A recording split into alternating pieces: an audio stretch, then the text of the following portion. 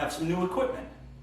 I'm going to show you what I do to double check to ensure that I have the right equipment, and I'm going to show you what I do to prep it to use.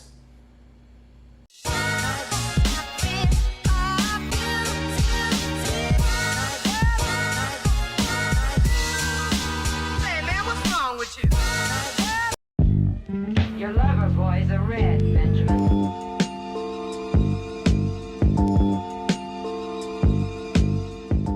Okay, what we have here is the 60-liter Firmzilla All-Rounder from Cakeland that I purchased because in thinking about how I wanted to brew 10-gallon batches, having my friends over in August to brew a couple of 10-gallon batches, I realized that my setup utilizing 5-gallon kegs just isn't going to cut it.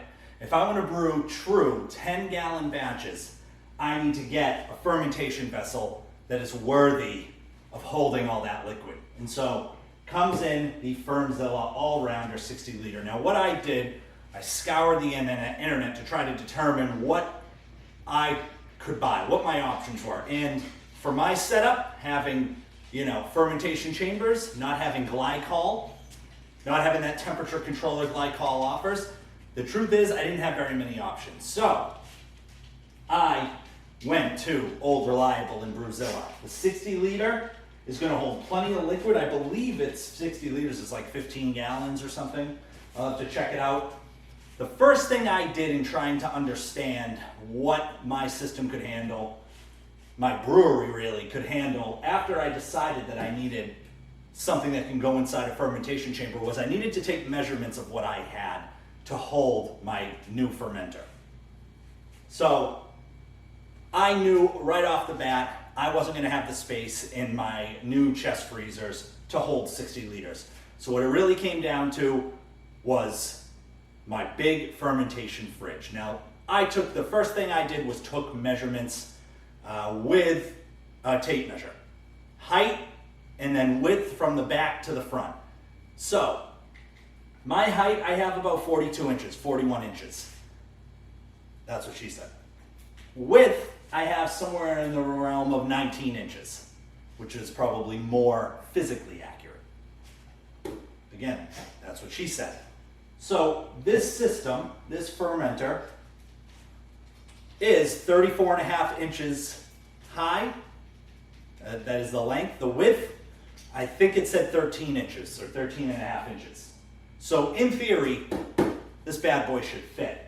Now I did get some other things to ensure that my process of fermenting my first 10-gallon batch was going to be successful. And those things were the new 2.0 fermenter lid. Now this thing is going to give me the flexibility to dry hop without popping open the whole lid. And as you've seen, it can be a little nerve-wracking when you're fermenting under pressure, popping open a lid. I've also found that with the old lid, which this one comes with, it's easy to kind of bang it up. It's hard to open. And so the little ridges where the lid kind of sits and meets the top of the fermenter, the way I'm opening them right now is with this. Now, just a screwdriver is fine, but when you are taking the lid and you're popping it up with the screwdriver, it's naturally going to have some wear and tear attached to it. So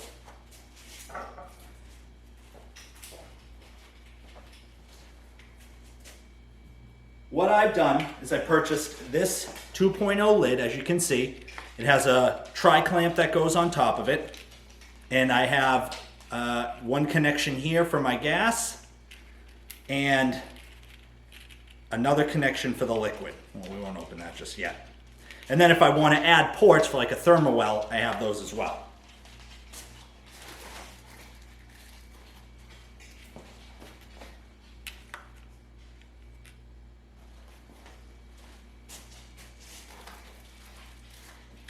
What I also purchased were my gas and my liquid connection posts.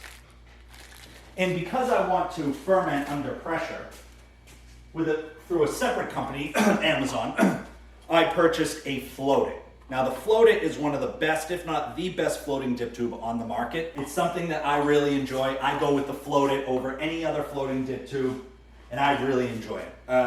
It's better than the one that Kegland sells or More Beer, to be honest. So, I feel like I have all the necessary parts. The next step is to see if my measurements were correct and the Firmzilla does indeed fit in my fermentation fridge. Let's take a look. Here she is in all her glory. I'm gonna put this thing down. Here's the stand that it goes on. It gave they connected the handles. I don't know if I'll need the handles, but I'm sure I'll put them on anyway.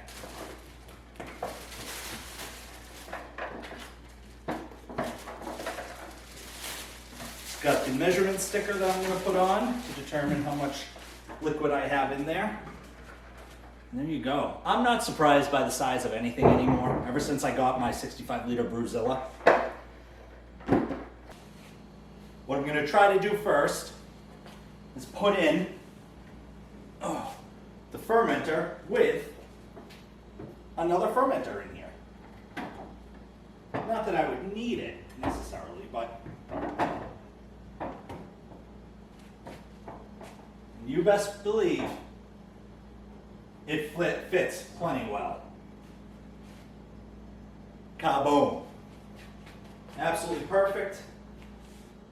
And I even fit it in with another fermenter, a keg fermenter.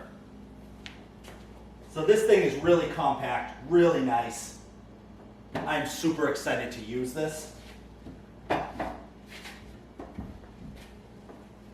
I can't wait to start fermenting in it.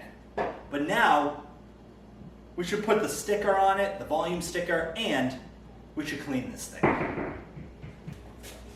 So before we get to cleaning, one of the things I did want to check on was the Float It. Now, I'm sure that it's compatible. I'm not really concerned with compatibility. I'm more so concerned with length of tubing, because I'm not sure that I'm going to be able to get all, 8, whatever it is, gallons.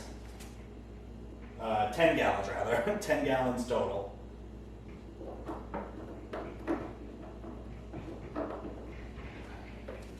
Now, I don't know if you can see that, but it gets down reasonably far, just not, I think, far enough. So probably one of the big downsides is that I'm not sure I'm getting enough length on my floating dip tube. I'm gonna set up my volume marker and see kind of where it lands, but I may be short.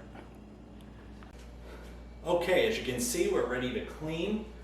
I did put on the sticker for volume, as well as a temperature sticker. And it fits well onto my keg washer. I just wonder how high up the cleaner will get. So I'm going to throw some cleaner in here. I did want to mention, I did a test. I threw on the floating dip tube with the marker here for gallons, and it looks like I may only get, it would be close, probably in the 9-gallon range, which for this first batch would be just fine.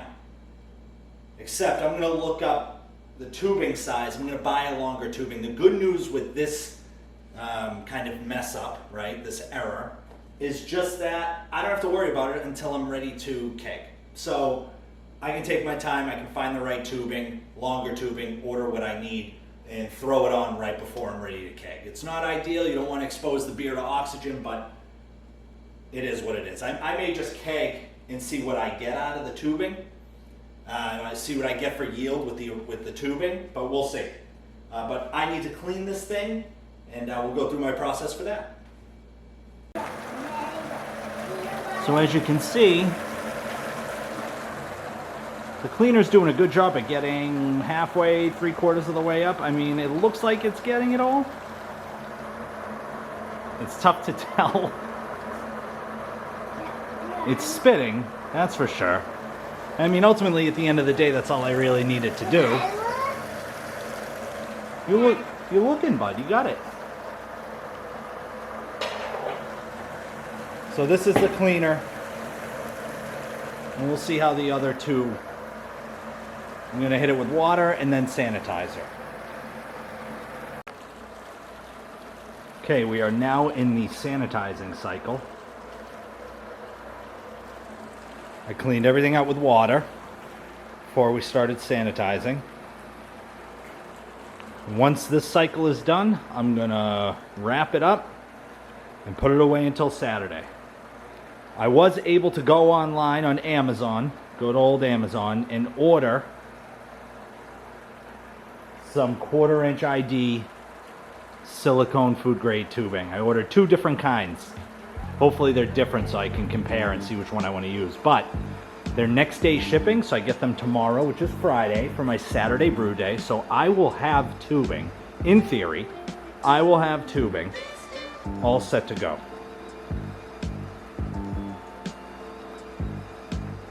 Here we go. I am so excited to use this thing.